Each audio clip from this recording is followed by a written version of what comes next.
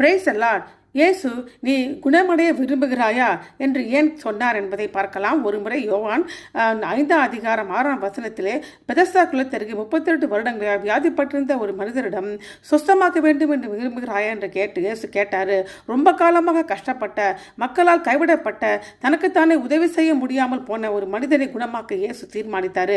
இயேசுவுக்கு ஆம் அல்லது இல்லை என்று பதிலளிப்பதற்கு பதிலாக அந்த வியாதியஸ்தர், ஆண்டவரே, தண்ணீர் கலக்கப்படும் போது என்னை குளத்தில் கொண்டு போய் விடுவதற்கு ஒருவர் இல்லை, நான் போகிறது போல வேறுவன் எனக்கு முந்தி இறங்கி விடுகிறான் என்றான். ஏனென்றால் சில சமயங்களில் தேவதூதன் ஒருவன் அந்த குளத்தில் இங்கே தண்ணீரை கலக்குவான். தண்ணீர் கலங்கின பின்பு யார் முந்தி அதில் இறங்குவானோ அவன் எப்பேற்பட்ட வியாதியஸ்தன் இருந்தாலும் சொஸ்தமாவான். இந்த வியாதியஸ்தருடைய பதில் 3 காரியத்தை வெளிப்படுத்துகிறது. முதலாவது, ஏமாற்றத்தால் அந்த மனிதனுடைய நம்பிக்கை மட்டுப்படுத்தப்பட்டுள்ளது. 32 வருஷம் கஷ்டங்களுக்கு பிறகு வித்தியாசமான எதுவும் நடக்கும் என்று அந்த மனிதன் நம்ப தவறி இருக்கலாம். சில நேரங்கள் நாம் கடினமான நிலையில் உயிர் வாழ பழகிவிடுகிறோம்.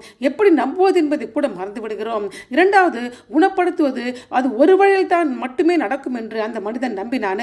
அந்த மனுஷன் குலத்தின் மீதும், அதாவது தேவதூதன் தண்ணீரை கலக்குவதை பற்றிய பாரம்பரியத்தின் மீது நிலைத்திருந்தான். குணமடைவதற்கு ஒரே வாய்ப்பு குலத்தில் விரைவாக இறங்குவது தான் என்று அவன் நினைத்தான். பல ஆண்டுகளாக அதில் தோல்வியுற்றான். ஆகவே இயேசு புதிதான ஒரு காரியத்தை கொடுக்கும் போது அவரால் அதை ஏற்றுக்கொள்ள அல்லது அடையாளம் காண முடியவில்லை. நாம் பெரும்பாலும் தேவனை நம் எதிர்பார்ப்புகளுக்கு மட்டுப்படுத்துகிறோம். ஆனால் இயேசு அந்த தடைகளை உடைத்தருகிறார்.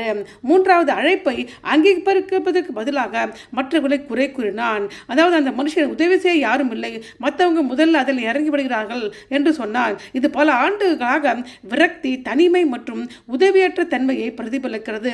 சொந்தமாக விரும்புகிறாயா என்று இயேசு கேட்ட கேள்விக்கு ஆம், தயவு செய்து என்னை குணப்படுத்துங்கள் சொல்வதற்கு பதிலாக குணப்படுத்துதல் ஏன் நடக்கவில்லை என்பதில் அவன் கவனம் செலுத்தினான்.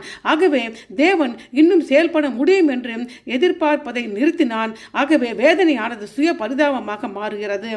இயேசுவுக்கு ஒரு பரிபூர்ண பதில் தேவைப்படவில்லை. அந்த மனிதனுடைய உடைந்த நிலையும் ஏக்கமும் இயேசுவுக்கு நன்றாக தெரியும். ஆகவே இயேசு எழுந்திருந்து உன் படுக்கையை எடுத்துக்கொண்டு நட என்று சொன்னார். இதுவே இயேசுவின் கிருபை. அவர் நம்மை குழப்பத்திலும் வேதனையிலும் ஆவிக்குரிய ரீதியில் மந்த நிலையில் நம்மை சந்திக்கிறார், இன்னும் குணப்படுத்துகிறார். அதற்கு பின்பு இயேசு அவன் தேவாலயத்தில் கண்டு, நீ சொஸ்தமானாய், அதிக கேடதொன்றும் உனக்கு வராது படிக்க இன்னும் பாவம் செய்யாதே என்றாரு.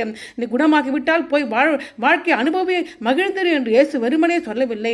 இனி வித்தியாசமாக வாழுங்கள் என்று சொல்கிறார். குணப்படுத்தல் நமக்கு பொறுப்பை கொண்டு வருகிறது. கிருபை என்பது துன்பத்திலிருந்து விடுதலை கொடுப்பது மாத்திரமல்ல, அது பாவத்திலிருந்து விடுதலுக்கான அழைப்பாகும். ஆமென்.